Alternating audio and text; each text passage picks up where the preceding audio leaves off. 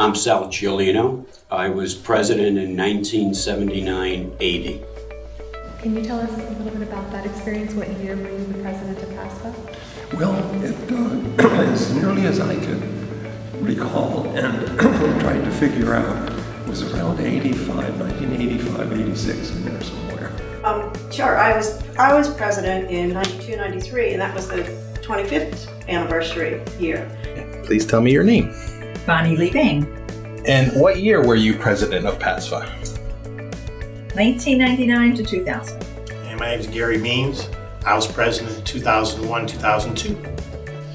Hi, I'm Barbara Schmidt, and I was president in 2004, 2005. Hi, I'm Carolyn Julian, formerly from Penn State Harrisburg. I was elected as a councilman at large in 1969, 1970. And after that, I was elected vice president for a while, and then president-elect president.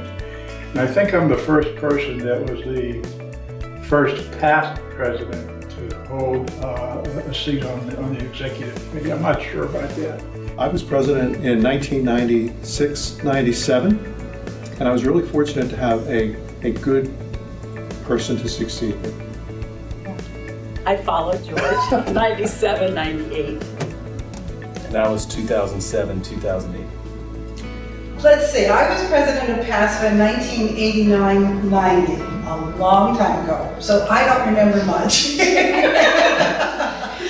Hi, I'm Mary Miller. I served as PASFAA president in 1991. Prior to that time, I served as secretary treasurer and vice president and conference chair. I'm Chris Zuzak, and I began my career in financial aid as a graduate student at Indiana University of Pennsylvania. And I was PASFAA president in 1994-95 when I was associate director of financial aid at IUP. Matthew Stoken, Waynesburg University. I was president 2012 to 2013. I'm Greg Gerhardt from Messiah College, and I was president in 2008-2009 year. Bill Burke, University of Scranton, and I was president in the 1998-99 year. Patty, can you tell us what year you were PASFAA president? Yes, 2005 to 2006.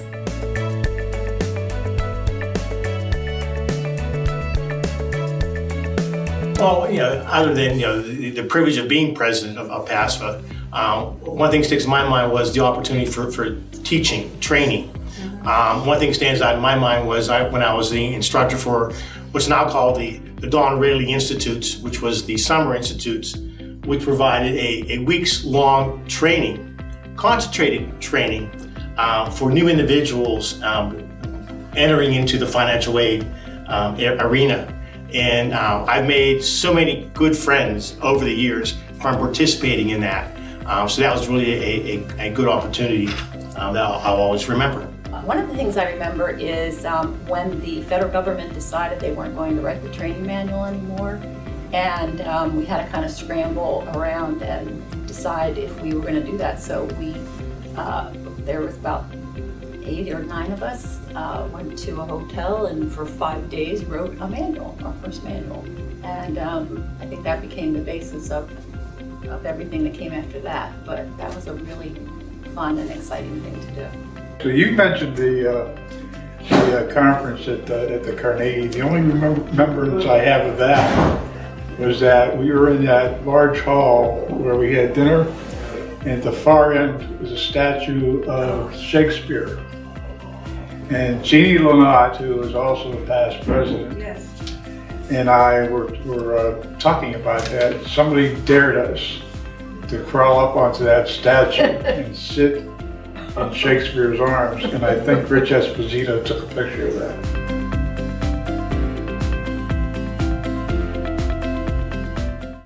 One thing that comes to mind is that by the time the organization was about 12, 13 years old, we were made aware that we were not incorporated. And it created a bit of hassle for us because no paperwork had ever been filed with Internal Revenue. And so NASFA at the time started a process for all of us to become incorporated under their umbrella. And so the debate on the pro and con of whether or not we should become part of NASFA as an official organization under them was it was grueling and tiresome, and finally we had no other choice. We really couldn't incorporate separately, so we did that. Well, for me, there was a lot, not as president as such, but I really, really, really loved working with the community colleges.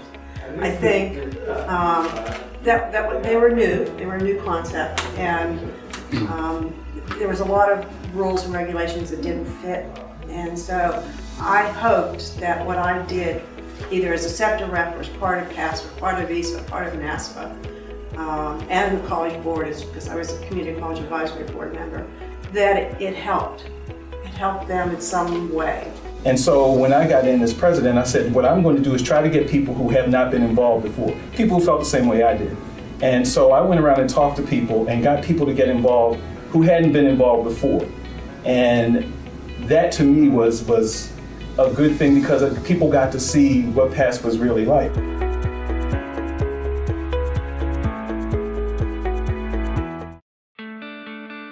I think that in preparing for Valley's year, one of the things that I really enjoyed and was new to me was the lobbying efforts that we had to do. And when we would go up and talk to the staffers, I remember going to Washington, and at that point in time I was a little bit perturbed by the fact that when I sat with staffers, they really didn't know a heck of a lot about what we did, and they thought they did. And unfortunately, I think that's still the case today.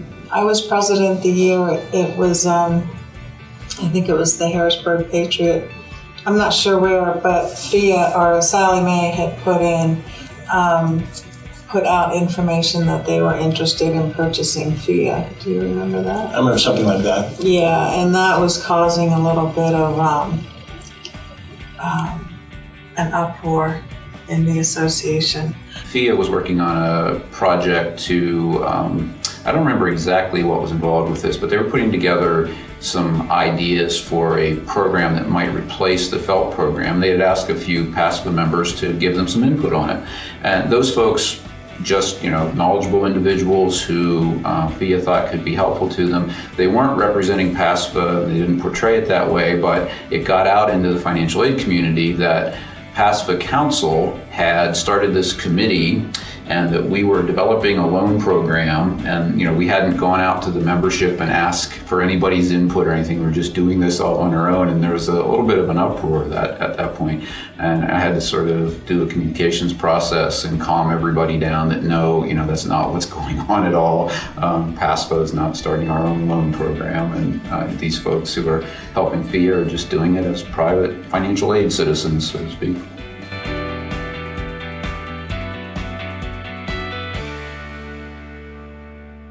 I have a few, and people who've been there at the Hotel Hershey, and it's chocolate soup. Okay, I like chocolate. Well, anything with chocolate is good, right? Chocolate soup is a fine memory. At Seven Springs, a few times we had Mountain John, and okay, I know he was a little off color, but he had one night he was outside. You're in a beautiful setting in Seven Springs. You're out in the mountain air, and he just sat there, and we just had some good friends and good company, and then after that just sat around with some really good colleagues and just looked at the stars in a beautiful setting. Yeah. So it was just a neat environment. And the other, and other people mentioned this, is watching Bill Burke do YMCA. YMCA, I think that's the ultimate for anybody who remembers that, right? It gives us a little bit of a chance to have some comic relief, because boy do we need it. We need analysis. Yeah. It was always fun to see colleagues, people from other schools. My initial responsibility in higher education was in admissions.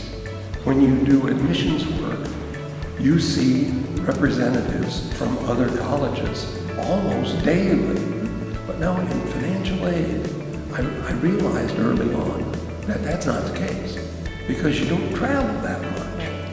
And there's not that much reason to go and be together. But at an annual conference, you always got to see some friends and people you've known for a while. It was fun. My very first PASFAA conference was exactly 30 years ago this year, right here at Seven Springs. And I was absolutely in awe. I wanted to take in anything and everything. I wanted to soak up all the knowledge that I could. And I remember Bill Irwin doing a presentation, and it was in the Snowflake room. And I just couldn't get enough of the information. He was a walking encyclopedia.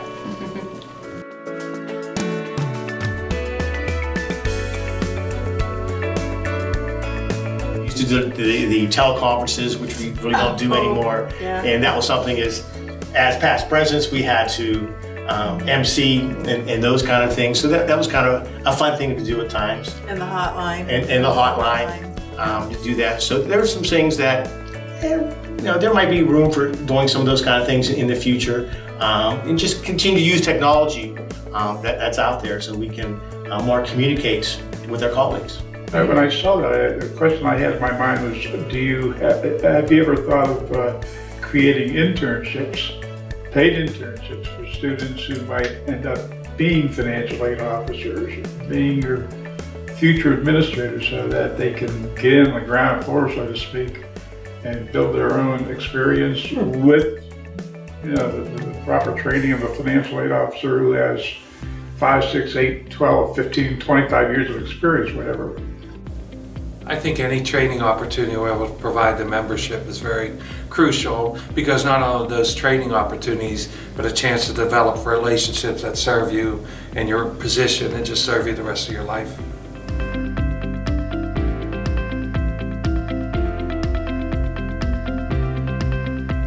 The wonderful friendships that you create by being involved. You never know where it's going to lead you or who you're going to meet. But I can tell you that the friendships, the colleagues, the three of us, we have lifelong relationships because of our involvement in PASFAA. And what each and every one of us got back from those experiences is so much more than we gave.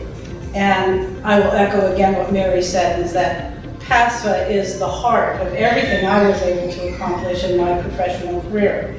I have always given PASFAA the thanks for being my support system. And that only became that way because of being involved. And so you are busy. It's hard to get out of the office. It's hard to give up time away from your families. But what you will gain is worth so much. And we talk about young professionals getting involved, and I hope that all the directors out there will support members of their staff who are interested. Mary and I both had Fred Joseph, who was very supportive of us being involved in things. And then you had the two of us there in the same office, but we brought back so much more than our time spent away. And it helped the office, helped our students, it helped us. It was a great experience. The memory and thoughts of everything that PASFAA did for me when I was starting out, and actually through the whole, my membership in PASFAA as an acting financial aid officer. I got so much back, so much more than I gave, and I feel like it's time for me to continue to give back. And I enjoy especially working with the newer members, and so my role right now, the past 3 years, I've been working on the communications committee's subcommittee of the next page, and working specifically with the mentoring program.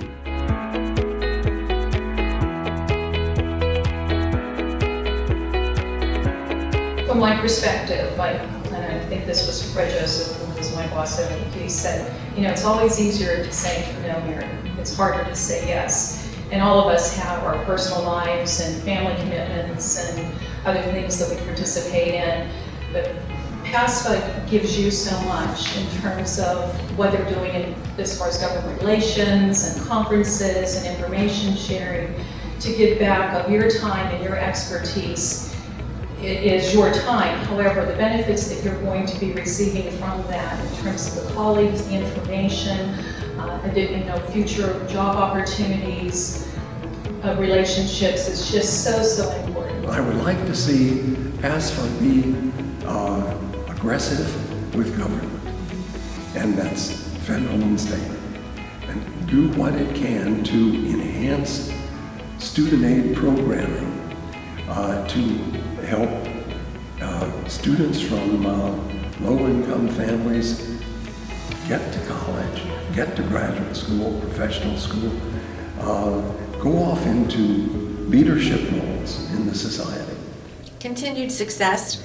I hope what Stacy and I have done have set a foundation for the financial part of it, that future presidents don't have to go through what we did, and there's a solid foundation and there's a good amount of money in reserves so they can continue to provide the professional development. We can still have the training, the conferences, and not have to worry about the funding part of it. I just hope that the association can remain viable and valuable, and that we can have that recognized by new folks coming into the profession, and even existing folks who maybe have dropped off in their membership or other participation, and have them come back and recognize the value of this organization, because it is extremely important for us to be together and to be unified as we try to respond to federal and state regulations and other changes in the financial aid environment.